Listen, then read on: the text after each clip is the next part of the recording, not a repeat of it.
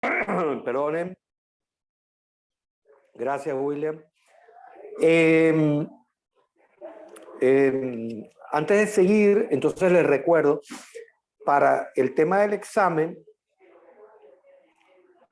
repito, vamos a, como la vez anterior, vamos a intentar hacerlo escrito, presencial. Dos, las personas que por alguna razón no puedan asistir, no hay ningún problema, se les hace oral vía Zoom. Tres, sería bueno, entonces, para ir más sobre seguro, que esta misma semana me envíen una lista, me lo envían al WhatsApp y también al módulo 7, por favor, envíenlo al módulo 7, muy importante. Me voy a sentir realmente conmovido. Envíenlo al módulo 7, si es que eso es posible, donde digan las siguientes personas si quieren o van a presentar escrito presencial el próximo miércoles día tal. ¿Ok? Muy importante eso. Háganlo de esa manera. Para saberlo, porque vamos a estar claros, si son 5 personas, no tiene sentido aplicarlo. Tendría que ser un poquito más.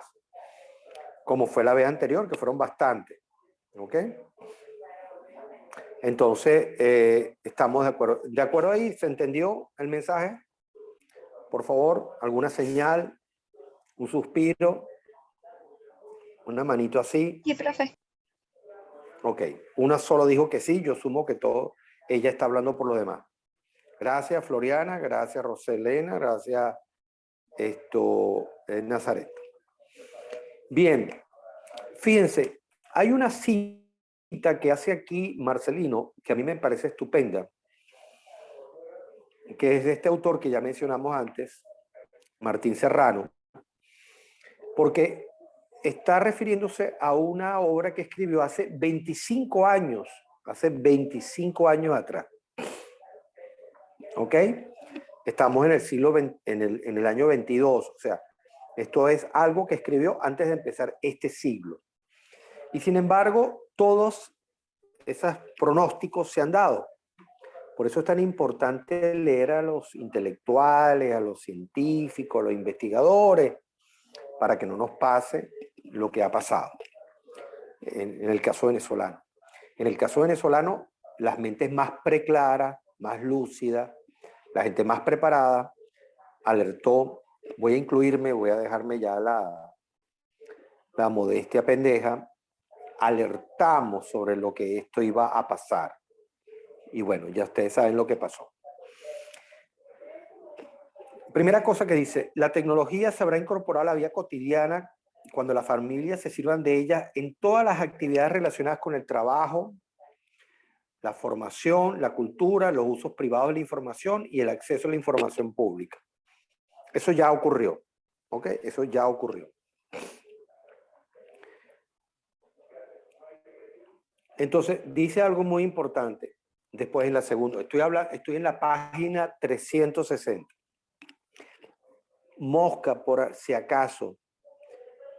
El profesor se refirió a la página 354 y a la 360. Eso es lo que da para el examen. No todo el capítulo de Marcelino es importante. Lo que pasa es que no me puedo dedicar a explicar todo el capítulo en una clase. Mosca con eso. Dice aquí en la segunda parte de la página 360, párrafo 2. Una parte importante de la población va a ocuparse desde su domicilio en trabajar operando con la información. Bueno, ya está ocurriendo. Ojo, no es algo que responde a la pandemia. La pandemia, digamos que lo aceleró. Pero esto es algo que se viene trabajando hace tiempo. Es decir, por ejemplo, allá a finales de los años 90 del siglo pasado, recuerdo que hay 2 estudios de caso muy interesantes que yo utilizo en metodología para mis estudiantes de relaciones industriales, donde IBM y Hewlett Packard de Alemania ya hicieron toda una serie de investigaciones, unos estudios, unos focus group, entrevistas con sus empleados, porque su aspiración empezando el siglo XX, el siglo XXI, perdón, es decir, estamos hablando del año, en el año 2000, su aspiración es que al menos, el 35% de la nómina de esas empresas, estoy hablando de empresas pioneras, emblemáticas pues, del mundo informático, Hewlett Packard e IBM, ellos aspiraban a que el 35% de su nómina estuvieran bajo la modalidad de teletrabajo. Por supuesto, los avances tecnológicos que se han dado desde el año 2000 al año 2022 y todo lo que ha ocurrido en términos de pandemia, pues aceleró ese proceso y digamos que lo aumentó. ¿Ok? Es muy simple, o sea, pero además, digamos, o sea, si hace 2 años atrás, tú le preguntabas a cualquier autoridad de la universidad que nosotros ya estábamos, nosotros digo la UCAP, ya estábamos montados en el esquema de la educación a distancia, había la aspiración de que al menos el 30% de nuestras materias se pudiera dictar en presencialidad remota, 30%. Y eso ya se estaba pensando mucho antes de la pandemia, mucho antes, eso era una aspiración. En ese sentido, la UCAP es una universidad que, bueno, pica adelante. Pero si hace 2 años tú le hubieras preguntado a cualquier autoridad de la universidad, miren, el año que viene, el 100% de nuestras materias va a ir a no presencial o a presencialidad remota, todo el mundo habría dicho, no, imagínate. Bueno, ocurrió. Y ocurrió en cuestión de semanas. Y como yo explico muchas veces, no solamente las materias. Ustedes saben que yo trabajo con servicio comunitario. También ocurrió con todos nuestros proyectos y programas de servicio comunitario. O sea, que en ese sentido, ahí se dio un cambio. Pero se dio un cambio que ya estaba pensado. Digamos que la pandemia lo que hizo fue acelerar esos procesos, pero esa era la dirección. Después plantea aquí el autor, en la misma página 360, estamos en el inicio de una tendencia que parece orientarse hacia el procesamiento y el consumo de información en condiciones de aislamiento físico y emocional. Seguramente en un futuro este hecho constituye un problema de dimensiones considerables. Bueno, efectivamente ya llegamos. Eso es lo que muchos expertos llaman sociedades de la información. Es decir, gran parte de lo que se hace en el mundo real tiene que ver con procesar, aplicar y tomar decisiones con base a la información. Bueno, ya estamos montados sobre eso, primera cosa. Pero como dice aquí este autor, eso va a traer problemas. Es decir, ustedes son el caso más emblemático, es decir, ustedes ya tienen 4 semestres donde digamos que la experiencia vital, emocional, intelectual de lo que es vivir la universidad, no la han tenido realmente. Yo espero que algún día volvamos a tenerla de nuevo. La universidad ha hecho esfuerzos importantísimos en ese sentido, pero eso afecta y eso ha acentuado problemas de aislamiento personal, depresión y otra cantidad de cosas, que además se complican con el caso venezolano. Es decir, el caso venezolano se ha visto, digamos, afectado porque la devastación castrochavista ha llevado a procesos de depresión, aislamiento, empobrecimiento, frustración colectiva. Por eso se han disparado los índices de suicidio, por eso se han disparado las señales de enfermedades vinculadas a, como ya dije, depresión, ansiedad, angustia, entre otras cosas, en la población venezolana. digamos que a lo que ya plantea este autor aquí a nivel mundial, en el caso venezolano, estaría, digamos, condimentado, ¿ok? Por lo que estamos padeciendo en Venezuela. Hay algo que también plantea aquí el autor, que pasa en todo el mundo, pero en el caso venezolano, una vez más, repotenciado. Las tecnologías interactivas, dice él, al menos en corto plazo, van a aumentar la marginación comunicativa de algunos sectores de la población. Es decir, va a haber una explosión que ya ocurrió, donde hay una parte importante de la población que logra estar al día en temas de comunicación, interacción, pero hay otra parte de la población que queda marginada. En el caso venezolano, eso es mucho mayor, porque bueno, tenemos al 96% de la población en situación de pobreza, donde evidentemente comer es un lujo. Imagínate tener un internet de alta velocidad. Vamos en otro. Y aquí después, para terminar, dice, todo parece indicar que en el futuro los mismos aparatos y las mismas competencias que sean necesarias para utilizar la información o el esparcimiento son las que se van a requerir para el empleo formativo y el uso profesional de la información, efectivamente. Es decir, lo que yo les comentaba antes, ustedes reciben una formación importantísima en la universidad, pero esa formación tiene que estar ya pensada no solamente para los usos comunes que van a continuar, es decir, se van a seguir haciendo películas, como lo vemos, en una locación, una jirafa, unos camarógrafos, se van a seguir haciendo películas, se van a seguir haciendo documentales, ¿okay? Se va a seguir haciendo televisión, ¿okay? Se va a seguir haciendo comunicación social, periodismo, como lo conocemos. Pero adicionalmente se van a requerir capacidades para utilizar todo este potencial que las TICs, tecnologías de información y conocimiento, han abierto al mundo. Entonces, en ese sentido, ahí hay todo un camino que recorrer. Bien, sigamos. ¿Cómo estamos de tiempo?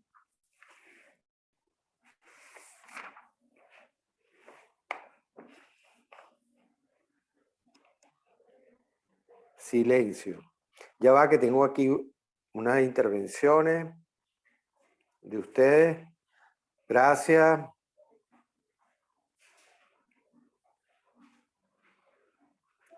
Roselena habla de lo de Obama. Ah, sí, cómo no. Eso, lo que habló de Obama, me imagino que te refieres a la página 362, Roselena. Es que ahí el amigo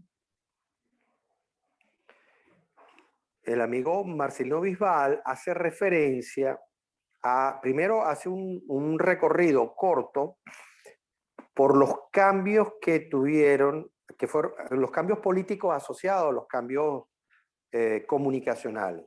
Entonces, él cita el primer caso, que es el de Franklin Delano Roosevelt, que es el primer presidente que utiliza la radio como un mecanismo de comunicación social, como propaganda política. De hecho, de ahí proviene el primer estudio sobre comunicación política que se hizo. Eso se lo dejo a ustedes para que lo utilicen cuando vean teorías de la comunicación o sociología de la comunicación. El primer estudio de comunicación lo hicieron dos de los más grandes investigadores y expertos en metodología que uno hoy todavía sigue utilizando. ¿Ok? Uno de ellos se llama Paul Lazarsfeld. Lazarsfeld, digamos, cualquier forma de encuesta que usted conozca hoy, exceptuando las escalas Likert, cualquier forma de encuesta moderna que usted conozca, está inspirada en el trabajo que hizo Paul Lazarsfeld. Y el otro se llama Harold Lasswell. Harold Lasswell fue un autor, un investigador, que estableció algo que ustedes seguramente le verán en sus materias correspondientes, inventó una cosa que se llama el paradigma de Laswell. El paradigma de Laswell son un conjunto de preguntas que tú te tienes que hacer frente al hecho comunicacional. Y a partir de ahí, de esas preguntas, surgen los diferentes tipos de investigación. Investigación de audiencia, investigación de medios, impacto, análisis de contenido, etcétera, etcétera. Entonces, esos dos monstruos de la investigación de la metodología, Laswell y Lazarsfeld, se unieron para la campaña no es que se unieron a la campaña de Roosevelt, se unieron ellos para investigar el impacto de la radio en la campaña electoral que comenzó con el amigo Roosevelt, Franklin Delano Roosevelt, un político, bueno, fundamental del siglo XX, como ustedes saben. Entonces, ahí digamos que tiene un papel clave. Después vino la televisión, y la televisión tuvo un papel clave en la campaña de Kennedy. De hecho, hay un estudio que yo los invito a que busquen. Hay un estudio del primer debate televisado que se hizo en Estados Unidos. Ahora es un imperdible, ¿no? Los debates televisados ahora son imperdibles, pero digamos que no eran lo normal. Y se inauguran con la campaña de Kennedy versus Nixon. Y hay una serie de explicaciones de por qué ese debate entre Kennedy y Nixon lo gana Kennedy. Pero no me voy a perder ahí porque sería irme para otro lado. Pero interesantísimo. Y por último llega Obama. Obama utiliza Internet, utiliza la telefonía celular y utiliza lo que se conoce, eso yo menciono en el capítulo 6, en el capítulo que escribo con el padre Ugalde, utiliza la minería de datos. ¿Ok? O sea, Obama da un salto adelante utilizando la minería de datos, que no es ni más ni menos que la aplicación de algoritmos matemáticos, donde esos algoritmos matemáticos son definidos por matemáticos, obviamente, pero también por sociólogos, por psicólogos sociales y por expertos en neurociencia, para detectar las corrientes de pensamiento y de opinión que hay en la opinión pública y a partir de ello hacer lo que se llama microtargeting, lo que se traduciría como microsegmentación del público. Porque claro, el público de los años, de tiempos de Roosevelt o la población en tiempos de Kennedy era mucho más homogénea en Estados Unidos. La población que se consigue norteamericana, Obama, es una población mucho más dividida, con muchos nichos de mercado, muchos nichos electorales. Y la minería de datos es, digamos, la gran herramienta que después lo utiliza en Internet y él utiliza en, ¿cómo se llama? En telefonía celular. Nosotros, por el tema del miedo, la delincuencia, la cuestión, ya no le atendemos a llamadas a nadie, solamente a los papás, a los amigos y para ustedes contar. Pero en Estados Unidos la propaganda política por teléfono se sigue utilizando, igual que el mercadeo por teléfono, como se usó alguna vez en este país. Y Obama lo utilizó utilizando microsegmentación para poderle llegar a electorados muy específicos. Entonces, de alguna manera, por ahí va el tema de que me preguntaba Roselena sobre la campaña de Obama. No sé si te quedó claro o requieres alguna otra explicación.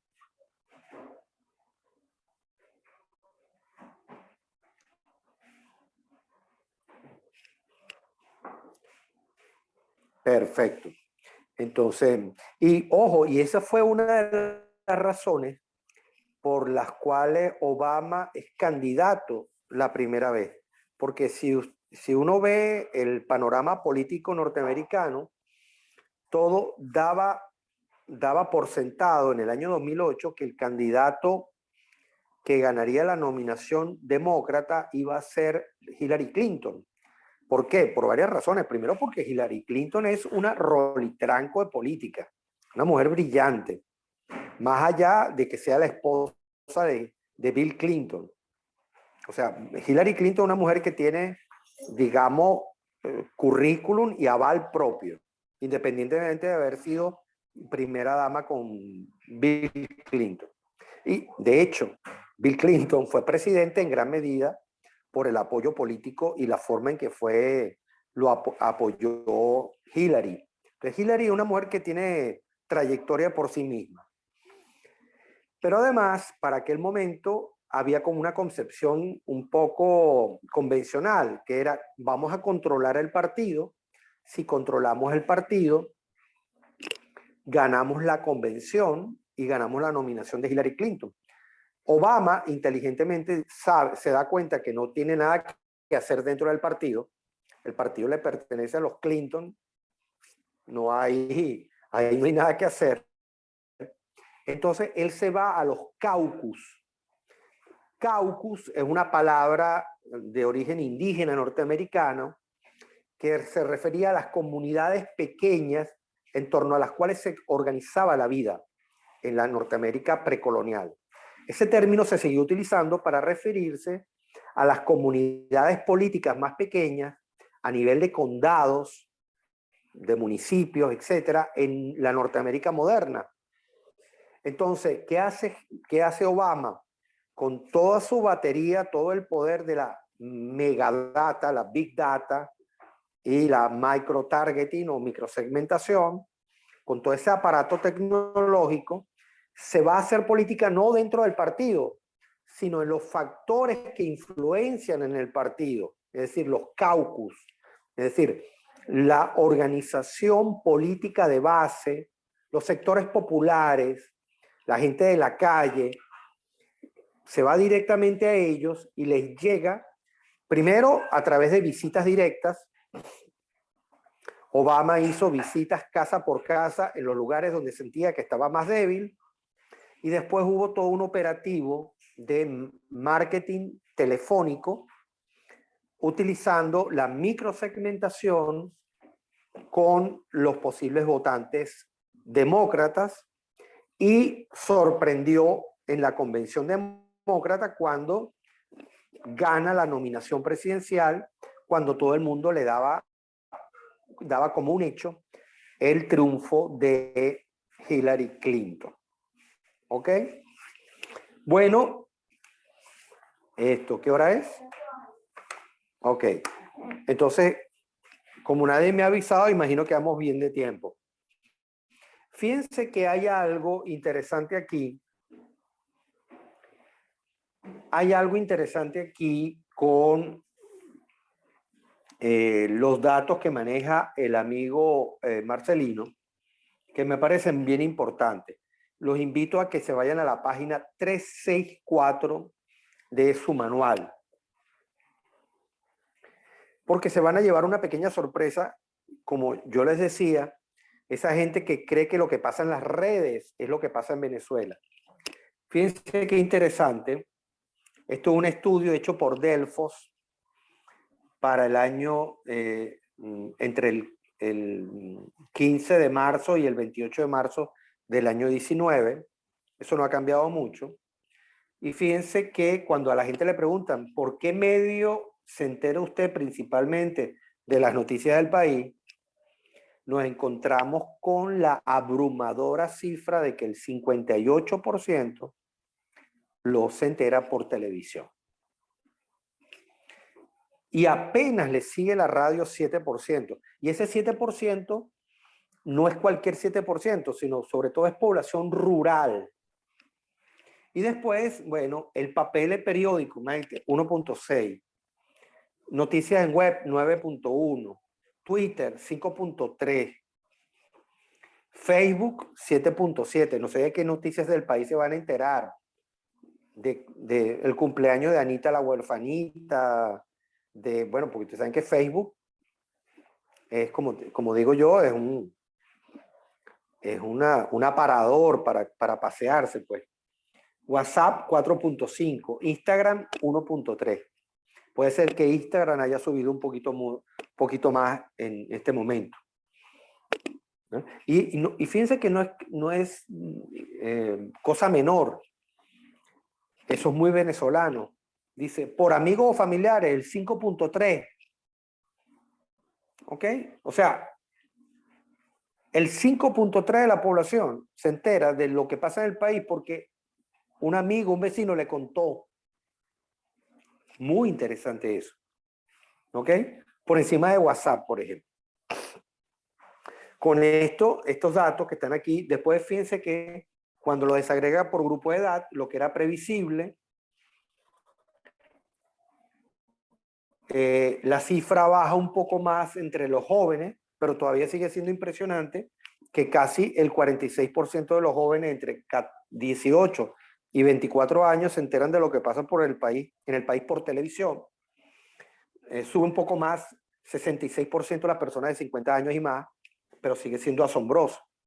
Pero en torno al 60 y pico por ciento de la población se entera por televisión y poco más por radio, ¿no? Por supuesto, en los estratos A y B aumenta un poco más las noticias por web, pero que tampoco es mucha garantía porque hay unas páginas web que son unos verdaderos corta y pega, no te da mucha garantía de información. Y hay un 12% de la población que se entera por Facebook. Dios mío, imagínense eso. Es decir, el 12% de la clase media alta se entera de lo que pasa en el país por Facebook. Interesantísimo. Bueno, ese dato a mí me parece que es extremadamente importante a tomar en cuenta. Revísenlo, de todas maneras ustedes, confío en que se van a leer el capítulo con detalle para que, bueno, puedan profundizar mucho más en estas cosas que yo les estoy diciendo. Bueno, nos estamos quedando, dice que nos estamos quedando sin tiempo. Acabo de recibir el mensaje. Bueno, si les parece, hacemos un breve receso y vamos a cerrar esta parte de la materia con un autor que es clave. Lo pueden googlear y todo. No se preocupen, no lo van a estoquear porque está muerto, pero es un autor que a pesar de los años que ha pasado, es clave para entender el mundo moderno, la Norteamérica moderna y el papel de la comunicación social. Me refiero al gran, maravilloso y admirado Alexis de Tocqueville. Entonces vamos a darnos unos minutos y cerramos con Alexis de Tocqueville.